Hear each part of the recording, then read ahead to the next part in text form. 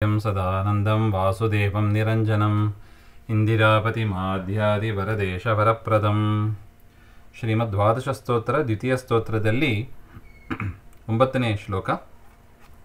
ಇಂದಿರಾಮಂದಸಾಂದ್ರಾಗ್ರ್ಯ ಕಟಾಕ್ಷ ಪ್ರೇಕ್ಷಿತಾತ್ಮನೇ ಅಸ್ಮದಿಷ್ಟೈಕಕಾರ್ಯಾಯ ಪೂರ್ಣಾಯ ಹರಯೇ ನಮಃ.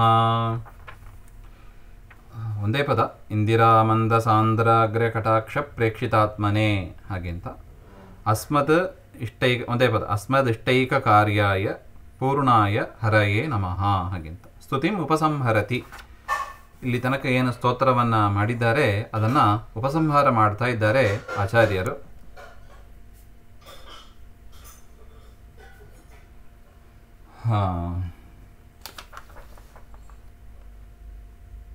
ಇಂದಿರಾಮಂದಸಾಂದ್ರಾಗ್ರ್ಯ ಕಟಾಕ್ಷ ಪ್ರೇಕ್ಷಿತಾತ್ಮನೆ ಅಂದರೆ ಇಂದಿರಾಯಾಹ ಲಕ್ಷ್ಮ್ಯಾಹ ಅಮಂದಾಹ ಅನಲ್ಪಾಹ. ಲಕ್ಷ್ಮೀದೇವಿ ಬಹಳವಾಗಿ ಅವಿಚ್ಛಿನ್ನಾಹ ಎಡೆಬಿಡದೆ ಪ್ರೇಮರಸಭರಿತಾ ಪ್ರೇಮರಸದಿಂದ ಕೂಡಿದವರಾಗಿ ಅಗ್ರ್ಯಾಹ ಶ್ರೇಷ್ಠಾಹ ಯೇ ಕಟಾಕ್ಷಾಹ ಶ್ರೇಷ್ಠವಾದ ಕಟಾಕ್ಷ. ಲಕ್ಷ್ಮೀ ಕಟಾಕ್ಷ ಅಂತ ಹೇಳ್ತಾರೆ ನೋಡಿ. ಅಂದರೆ ಲಕ್ಷ್ಮಿಯ ನೋಟ ಅಂತ ಅರ್ಥ, ಲಕ್ಷ್ಮಿಯ ದೃಷ್ಟಿ. ಅಂಥ ಒಂದು ದೃಷ್ಟಿಯನ್ನು ತೈಹಿ ಪ್ರೇಕ್ಷಿತಃ ಪ್ರಕರ್ಷೇಣ ಭಕ್ತ್ಯಾ ಅನುರಾಗೇನ ಚ ಅವಲೋಕಿತಃ ಆತ್ಮ ದೇಹ ಯಸ್ಯ. ಪರಮಾತ್ಮನ ಶರೀರ ಎಂಥದ್ದಾಗಿದೆ ಅಂದರೆ ಲಕ್ಷ್ಮೀದೇವಿ ಭಕ್ತಿಯಿಂದ ನೋಡಲ್ಪಡತಕ್ಕದ್ದಾಗಿದೆ. ಪರಮಾತ್ಮನ ಶರೀರ ಏನಾಗಿದೆ? ಲಕ್ಷ್ಮೀದೇವಿ ಅವಿಚ್ಛಿನ್ನವಾಗಿ ಎಡೆಬಿಡದೆ ಬಹಳ ಭಕ್ತಿಯಿಂದ ಎಡೆಬಿಡದೆ ನೋಡತಕ್ಕ ಒಂದು ಶರೀರ ಪರಮಾತ್ಮನ ಶರೀರ ಅಂತ ಹೇಳ್ತಾರೆ. ಕಟಾಕ್ಷ ಪ್ರೇಕ್ಷಿತ ಆತ್ಮನೇ. ಆತ್ಮ ಅಂದರೆ ದೇಹ ಅಂತ ಬರೀತಾರೆ.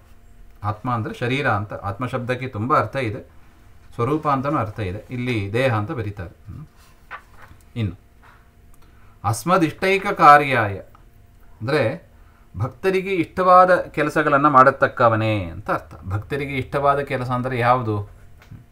ಮೋಕ್ಷ. ಅದನ್ನು ಕೊಡತಕ್ಕವನು. ಭಕ್ತರಿಗೆ 4 ಇಷ್ಟ ಇರ್ತದೆ, ಧರ್ಮ ಅರ್ಥ ಕಾಮ ಮೋಕ್ಷ ಹಾಗೆ ಅಂತ. ಅದನ್ನು ಕೊಡತಕ್ಕವನು. ಅದು ಅಧಿಕಾರಿಗಳ ಮೇಲೆ ವ್ಯತ್ಯಾಸ ಇದೆ. ಉತ್ತಮ ಅಧಿಕಾರಿಗಳು, ಮಂದ ಅಧಿಕಾರಿಗಳು ಅಂತೆಲ್ಲ ಇದ್ದಾರೆ, ಮಧ್ಯಮ ಅಧಿಕಾರಿಗಳು ಹಾಗೆ ಅಂತ. ಉತ್ತಮ ಅಧಿಕಾರಿಗಳು ಪರಮಾತ್ಮನ ಭಕ್ತಿಯನ್ನೇ ಕೇಳ್ತಾರೆ, ಬೇರೆ ಏನು ಮೋಕ್ಷ ಕೂಡ ಕೇಳೋದಿಲ್ಲ. ವಿಜಯದಾಸರ ಹಾಡು ಬರ್ತದೆ ನೋಡಿ, ಭಕುತಿ ಸುಖವು ಮುಕುತಿ ಸುಖವು ಹಾಗೆ ಅಂತ. ಪ್ರಹ್ಲಾದರಾಜರೇ ಮುಂತಾದವರು ಭಕ್ತಿ ಸಾಕು ಅಂತ ಕೇಳಿದ್ದಾರೆ. ಮೋಕ್ಷ ನರಸಿಂಹದೇವರು ಕರೀತಾರೆ, ಬಾರೋ ಕರ್ಕೊಂಡು ಹೋಗ್ತೀನಿ, ಈಗ ಬೇಡ ಸ್ವಾಮಿ ಮೋಕ್ಷ, ಆಮೇಲೆ ಬೇಕು. ಇನ್ನೂ ಅಸುರ ಬಾಲಕರು ತುಂಬ ಜನ ಇದ್ದಾರೆ, ಅವ್ರನ್ನೆಲ್ಲ ಉದ್ಧಾರ ಮಾಡಬೇಕು ಅಂತ ಮೋಕ್ಷವನ್ನು ಬಯಸಲಿಲ್ಲ. ದೇವರು ಕೊಟ್ಟಾಗಲೂ ಕೂಡ ಕಾಲಕ್ರಮೇಣ ಸಿಗ್ತದೆ. ಯಾಕೆ? ಭಕ್ತಿ ಇದ್ದವರಿಗೆ ಮುಕ್ತಿ ಗ್ಯಾರಂಟಿ ಕೊಟ್ಟೇ ಕೊಡ್ತಾನೆ ದೇವರು.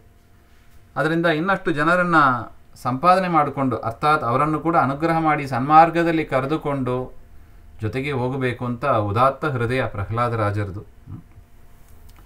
ಆ ರೀತಿಯಾಗಿ ಪರಮಾತ್ಮ ಏನು ಮಾಡ್ತಾನೆ? ಅಂಥ ಒಂದು ಮೋಕ್ಷಾದಿಗಳನ್ನು ಕೊಡತಕ್ಕವನು. ಅಧಿಕಾರಿ ವರ್ಗದ ಮೇಲೆ ಕೆಲವರಿಗೆ ಯಾರಿಗೆ ಭಕ್ತಿ ಅವರಿಗೆ ಭಕ್ತಿಯನ್ನೇ ಕೊಡ್ತಾನೆ. ಹನುಮಂತ ದೇವರಿಗೆ ಹೇಳ್ತಾರೆ ನೋಡಿ,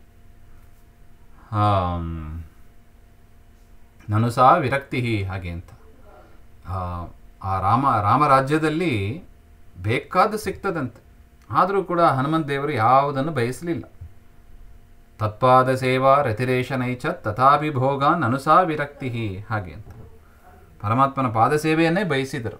ಇದು ನಿಜವಾದ ಭಕ್ತಿ ಹಾಗೆ ಅಂತ, ವೈರಾಗ್ಯ ಅಂತ ನಾವು ನೋಡ್ತೀವಿ. ಬೇರೆ ಪದಾರ್ಥದಲ್ಲಿ ಅಷ್ಟು ಅಲಂಬುದ್ಧಿ ಸಾಕು ಅಂತ, ಪರಮಾತ್ಮನ ಪಾದಾರ ವಿಂದದಲ್ಲಿ ಸೇವೆಯಲ್ಲಿ ಅಷ್ಟು ಭಕ್ತಿ. ಈ ರೀತಿಯಾಗಿ ಹನುಮಂತ ದೇವರಿಗೆ ಅವರಿಗೆ ಬೇಕಾದನ್ನು, ಯಾಕಂದರೆ ಹನುಮಂತ ದೇವರೇ ಶ್ರೀಮನ್ ಮಧ್ವಾಚಾರ್ಯರು, ಅವರು ಮಾಡಿದ ಸ್ತೋತ್ರ ಇದು. ಆಚಾರ್ಯರಿಗೆ ಇನ್ನೇನು ಬಯಕೆ ಇರುತ್ತದೆ? ದೇವರಲ್ಲಿ ಭಕ್ತಿ ಅಷ್ಟೇ, ಅದನ್ನೇ ಕೇಳ್ತಾರೆ ಅವರು. ದೇವರ ಜ್ಞಾನ ಭಕ್ತಿ ಅಷ್ಟೆ, ಅದನ್ನು ಕೊಡುವವರೇ ಅಂತ. ಇನ್ನು ಯಾರ್ಯಾರು ಸ್ತೋತ್ರ ಮಾಡ್ತಾರೆ ಅವರಿಗೆ ಯೋಗ್ಯತೆ ತಕ್ಕಂತೆ ಧರ್ಮ ಅರ್ಥ ಕಾಮ ಮೋಕ್ಷ ಎಲ್ಲವನ್ನೂ ಕೂಡ ಕೊಡತಕ್ಕವ ಪರಮಾತ್ಮನಾಗಿದ್ದಾನೆ ಅಂತ ಆ ಚಿಂತನೆ ಇರಬೇಕು. ಅಸ್ಮದಿಷ್ಟೈಕ ಕಾರ್ಯಾಯ. ಈಗ ನೋಡಿ, ಗಜೇಂದ್ರನಿಗೆ ಇಷ್ಟವಾದದ್ದು ಅಂದರೆ ಯಾವುದಾಯಿತು ಆ ಸಂದರ್ಭದಲ್ಲಿ? ಆ ಮೊಸಳೆಯ ಆ ಸೆಳೆತದಿಂದ ಬಿಡುಗಡೆ ಆಗಬೇಕಾಗಿತ್ತು. ಅದನ್ನು ಕೊಡತಕ್ಕವನು. ಸೊ ಯಾರು ಏನೇನು ಬೇಡ್ತಾರೋ ಅದನ್ನೆಲ್ಲ ಕೊಡತಕ್ಕ ಈ ಚಿಂತನೆ ನಾವು ಮಾಡಬೇಕು ಅಂತಲೇ ಈ ಪದವನ್ನು ಆಚಾರ್ಯರು ಸೇರಿಸಿದ್ದಾರೆ. ದೇವರನ್ನು ಹೇಗೆ ಉಪಾಸನೆ ಮಾಡ್ತೀವೋ, ಹೇಗೆ ಚಿಂತನೆ ಮಾಡ್ತೀವೋ ಅದೇ ರೀತಿಯಾದ ಗುಣಗಳನ್ನು ದೇವರು ನಮಗೆ ಕೊಡ್ತಾನೆ. ಅಸ್ಮದಿಷ್ಟೈಕ ಕಾರ್ಯಾಯ. ಕೆಲವರಿಗೆ ವಾದದಲ್ಲಿ ಗೆಲ್ಲಬೇಕು ಅಂತ ಇರುತ್ತದೆ. ಎರಡು ಸಭೆಯಲ್ಲಿ ದೊಡ್ಡ ದೊಡ್ಡ ಸಭೆಗಳು, ಅಲ್ಲಿ ವಾದ ವಿವಾದ ನಡೀತದೆ. ನಮ್ಮ ಮತ ಗೆಲ್ಲಬೇಕು ಅಂತ, ವೈಷ್ಣವ ಮತ ಗೆಲ್ಲಬೇಕು ಅಂತ, ಅದಕ್ಕಾಗಿ ಪ್ರಾರ್ಥನೆ ಮಾಡುವವರು ಇದ್ದಾರೆ ದೇವರಲ್ಲಿ. ಅಸ್ಮದಿಷ್ಟೈಕ ಕಾರ್ಯಾಯ ಅಂತ ಪರಮಾತ್ಮನಿಗೆ ನಮಸ್ಕಾರ ಅಂತ ಒಟ್ಟು. ಪೂರ್ಣಾಯ, ಗುಣಪೂರ್ಣನಾದವನೇ ಅಂತ ಅರ್ಥ. ಗುಣಪೂರ್ಣನಾದ ಪರಮಾತ್ಮನಿಗೆ ನಮಃ. ಅಸ್ಮದಿಷ್ಟೈಕ ಕಾರ್ಯಾಯ ಪೂರ್ಣಾಯ ಹರಯೇ. ಹರಯೇ ಅಂದರೆ ಹರತೀತಿ ಹರಿಹಿ, ನಮ್ಮ ಪಾಪವನ್ನೆಲ್ಲ ನಾಶ ಮಾಡುತ್ತಾನೆ, ಅದರಿಂದ ದೇವರಿಗೆ ಹರಿ ಅಂತ ಹೆಸರು. ಅಂತ ಪರಮಾತ್ಮನಿಗೆ ನಮಸ್ಕಾರ ಅಂತ ಒಟ್ಟು. ಇಲ್ಲಿಗೆ ದ್ವಾದಶ ಸ್ತೋತ್ರೆ ದ್ವಿತೀಯಂ ಸ್ತೋತ್ರಂ ಅಂತ. ಇಂದಿರಾಮಂದ ಸಾಂದ್ರಾಗ್ರೆ ಕಟಾಕ್ಷ ಪ್ರೇಕ್ಷಿತಾತ್ಮನೆ ಅಸ್ಮದಿಷ್ಟೈಕ ಕಾರ್ಯಾಯ ಪೂರ್ಣಾಯ ಹರಯೇ ನಮಃ. ಇದು ವಾದಿರಾಜ ಶ್ರೀಪಾದಂಗಳವರ ಪೂರ್ವಾರಾಧನೆ ದಿವಸದಲ್ಲಿ, ಮಧ್ಯಾರಾಧನೆ ದಿವಸದಲ್ಲಿ, ವ್ಯಾಸರಾಜರ ಪೂರ್ವಾರಾಧನೆ ದಿವಸದಲ್ಲಿ ಗುರುಗಳು ನಮಗೆ ಕೊಟ್ಟ ಈ ಎರಡು ಸ್ತೋತ್ರದ ಮಂಗಳ ಆಗಿದೆ. ಇತೋಪಿ ಹೆಚ್ಚು ಗ್ರಂಥಗಳನ್ನು ಓದುವ, ಕೇಳುವ, ಹೇಳುವ ಭಾಗ್ಯ ನಿಮಗೆ ಎಲ್ಲರಿಗೂ ದೇವರು ಕೊಡಲಿ ಅಂತ ಪ್ರಾರ್ಥನೆಯನ್ನು ಮಾಡುತ್ತಾ ಶ್ರೀಮಧ್ವಾಂತರ್ಗತ ಶ್ರೀಕೃಷ್ಣ ಅರ್ಪಣಮಸ್ತು. ಶ್ರೀ ಹರಯೇ ನಮಃ.